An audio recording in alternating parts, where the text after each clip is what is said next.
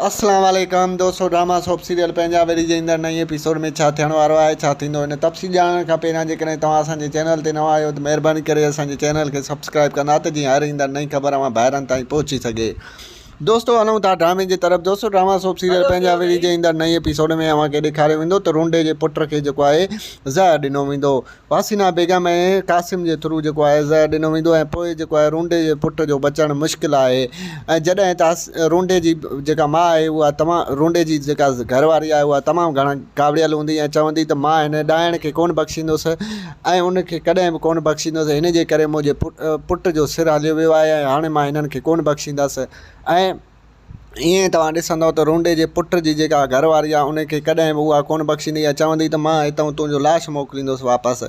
ऐं होॾो दोस्तों तव्हांखे ॿुधायूं त हसीना बेगम बि वॾी कमीना शख़्सियत आहे। उहा जेको आहे कासिम जे मथां चाहे थी त इल्ज़ाम लॻे रुंडे जे पुट जो जेको रुंडे जे पुट खे जेको ज़हर ॾिनो वियो आहे उहो इल्ज़ाम कासिम जे ते लॻे त जीअं जेको आहे उनजो फ़ाइदो भरपूर वठी सघे ऐं पोइ जेको आहे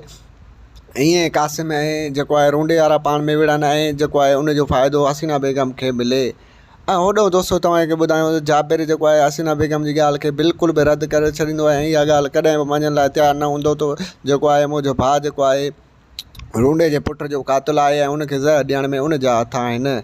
ऐं टे तरफ़ दोस्तों तव्हांखे ॿुधायूं त सावल ख़ान तमामु घणो कावड़ियल हूंदो ऐं गुस्से में हूंदो त आख़िर मां पंहिंजे भाउ जा क़ातिल अञा ताईं छो न ॻोल्हे सघियो आहियां, जॾहिं त मुंहिंजे भाउ जा क़ातिल सरेआम पिया था ख़ुशियूं मल्हाइनि ऐं शादियूं ऐं गमी पिया था मल्हाइनि ऐं मां जेको आहे हिते परेशान आहियां, मां अकेलो रहिजी वियो आहियां, मां आख़िर जेको आहे छो एॾो कमज़ोर थी वियो आहियां, अञा ताईं पंहिंजे भाउ जा क़ातिल न ॻोल्हे सघियो आहियां। जॾहिं त उहो हैदर ते बि तमामु घणो कावड़ियल हूंदो ऐं हैदर खे चवंदो त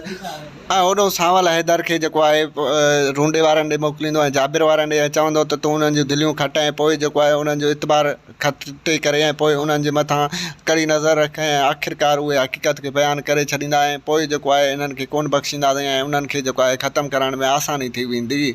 ऐं होॾो दोस्तों तव्हांखे ॿुधायूं त हसीना बेगम चालू पई थी विढ़े त जीअं जेको आहे हैदर खे घुराए करे ऐं हैदर जे मथां ऐं जेको आहे सूरत जे मथां इल्ज़ाम विढ़िया ऐं जेको आहे